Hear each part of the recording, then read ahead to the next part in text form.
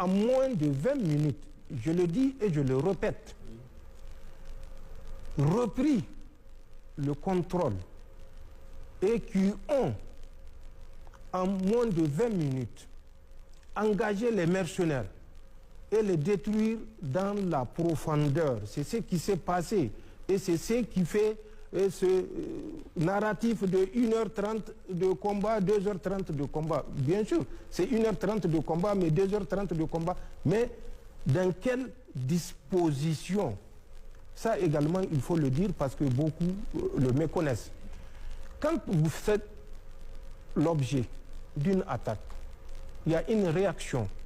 Cette réaction est conduite par un élément destiné. Nous concevons, nous planifions et nous conduisons. C'est ça la différence. Les FDS n'agissent pas par à peu près. Tout est planifié. Quand je vous dis jusqu'au taux d'attrition, quand je parle de taux d'attrition, c'est les pertes en vie humaine quand on prépare une opération.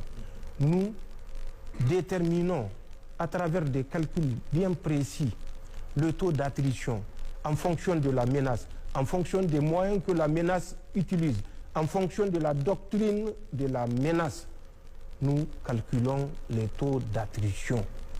Donc, l'attaque est une preuve supplémentaire du degré de professionnalisme de nos forces de défense et de sécurité, du degré de formation de nos forces de défense et de sécurité, du degré de réactivité ou de réaction pour termes militaires de nos forces de défense et de sécurité, des moyens appropriés dont disposent nos forces de défense et de sécurité.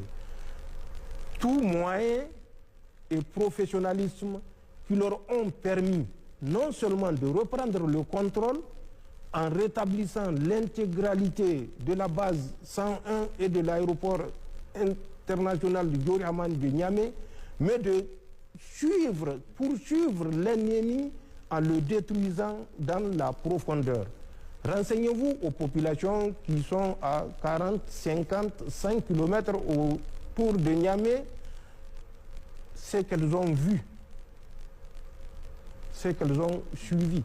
C'est un combat qui a continué jusqu'au lendemain. Donc, c'est